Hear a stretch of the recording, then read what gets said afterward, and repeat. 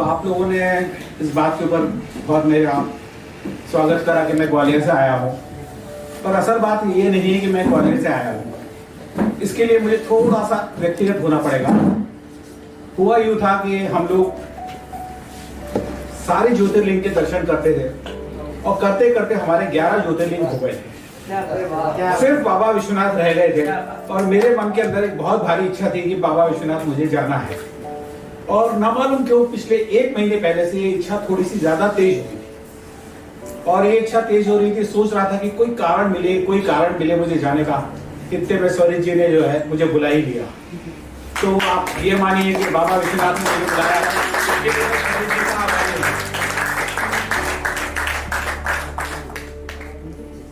दूसरा, मैं हर्षी जी से थोड़ा नाराज हूं क्योंकि उन्होंने हमको बुजुर्गों की कैटेगरी में रख दिया। जीन्स और शर्ट पहने हुआ हूँ। और दूसरा, आप लोग जितनी जो प्यार मोहब्बत की कविता लिख सकते हैं उतनी मैं भी लिख सकता।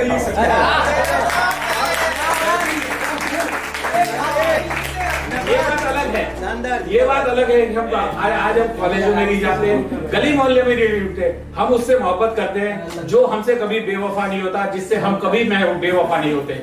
वो है मेरा कान्हा। खैर चलिए, अब मैं पहली शुरुआत जो है अपने प्यार मोहब्बत की से ही करता हूँ। आसमान पर बदली नहीं छाई है, आसमान पर बदली नहीं छाई है, याद तेरी मेरे अश्कों से नहाई है। इसे मैखाना समझकर चिराग न जला, बंद दरवाजे में मैं और मेरी तन्हाई है। क्या बात है। ए उदासी कुछ देर मुझसे बाहर टह रहा, ए उदासी कुछ देर मुझसे बाहर टह रहा, किसी की आहट को उम्मीद ने दहलीज सजाई है। ए उदासी कुछ देर बाहर टहला, किसी की आहट को उम्मीद ने दहलीज सजाई है। घुमड़ घुमड़ कर बरसता ही जा सावन, घुमड़ घुमड़ कर बरसता ही जा सावन, बूंदों में भर भर कर उस शोक की याद आई है।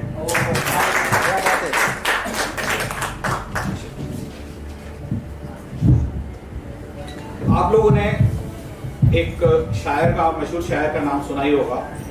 उनका नाम है मीर साहब। तो मीर तक ही नहीं रहे, मैं उनका बहुत बड़ा फैन हूँ और उन्होंने बहुत अच्छी गजलें और शेर लिखे हुए हैं। तो उनकी एक कुछ पंक्तियां ऐसी थी जो मेरे को दिल को छू गई। जैसे उन्होंने एक जगह कहा था कि सिरहाने मीर के आहिस्ता बोलो, सिरहाने मीर के आहिस्ता बोलो, अभी टुक रोते रोते सो गया है। तो इन पंक्तियों को देखकर मुझे लगा कि शायद मुझे इसके आगे कुछ लिखना चाहिए। तो मैंने लिखा था, ओस की बूंद का कतरा था वो, ओस की बूंद का कतरा था वो, धूप के हुक्मरानों में खो गया है। इन मोतियों को कैसे संभालूंगा, इन मोतियों को कैसे संभालूंगा, मधुशी के आलम में रो गया है। खुद से खफा रहने की फितरत जमीन से अपने निशान खो गया है। रहमत कहूं या जहमत किसे पता, रहमत कहूं या जहमत किसे पता, उसे इश्क हुआ सो हो गया है। क्या बात है। चलिए, आप लोगों ने जो भी जितनी भी यहाँ कविता पढ़ी, मैक्सिमम जिन लोगों ने पढ़ी वो उन लोगों ने मोहब्बत के बारे में पढ़ी है।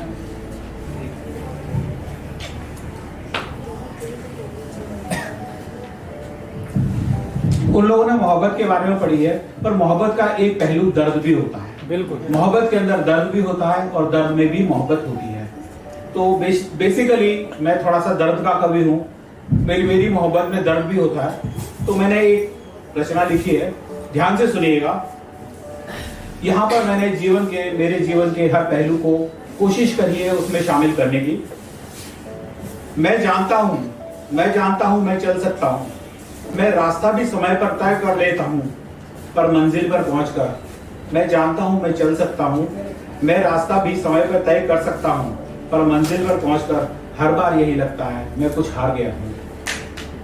मैं मानता हूँ मैं वही करता हूँ जो मेरे मन को अच्छा लगता है, मैं मानता हूँ मैं वही करता हूँ जो मेरे मन को अच्छा लगता है, मगर फिर एक दिन समय बदल जाता है और फिर मुझे यही लगता है मैं कहीं कुछ हार गया हूँ। मंदिर के बाहर खड़े भिखारी को मैंने एक सिक्का दिया, मंदिर के बाहर खड़े भिखारी को मैंने एक सिक्का दिया, बदले में उसने मुझे उम्र भर की खुशहाली की दुआ दी। फिर मुझे ऐसा क्यों लगा कि मैं कहीं कुछ हार गया। जाते समय उसकी आंखों में एक चमक की जीत थी, उसकी आंखों में जाते समय उसकी आंखों में एक चमक की जीत थी, और मैं भी तो उसकी जीत में खुश था। जाते समय उसकी आंखों में एक चमक की जीत की और मैं भी उसकी जीत से खुश था, परंतु उससे हाथ मिलाते ही ऐसा क्यों लगा मैं कहीं कुछ हार गया। वह रोज मेरा प्याला भरता है, वह रोज मेरा प्याला भरता है, मैं रोज ही पीकर फर्ज निभाता हूँ, परंतु ढलती शाम के रंगों को देखकर ऐसा क्यों लगता है कि मैं कहीं कुछ हार गया। रोज रात में गहरी नींद में सोता हूँ, रोज रात में गहरी नींद में सोता हूँ, रात भर सपनों के साथ खेलता हूँ, पर सुबह जब रोशनी में जागता हूँ कुछ देर खामोश रहता हूँ कि मैं कहीं कुछ हार गया।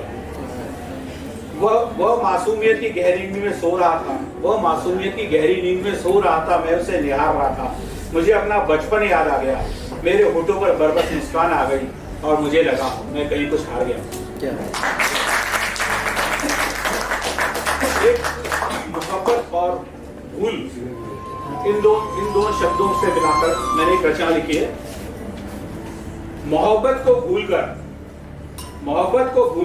मैंने अपनी एक भूल को मोहब्बत बना दिया। मोहब्बत को न भूलकर मैंने अपनी एक भूल को मोहब्बत बना दिया। उसने मोहब्बत को भूलकर अपनी मोहब्बत को एक भूल बना दिया। खुद को भूलना मोहब्बत होती है तो मोहब्बत को भूलना भूल होती है। खुद को भूलना मोहब्बत होती है तो मोहब्बत को भूलना भूल होती है। इंसान से मोहब्बत की भूल हुई, भूल ना भूल उसने संसार रचा दिया।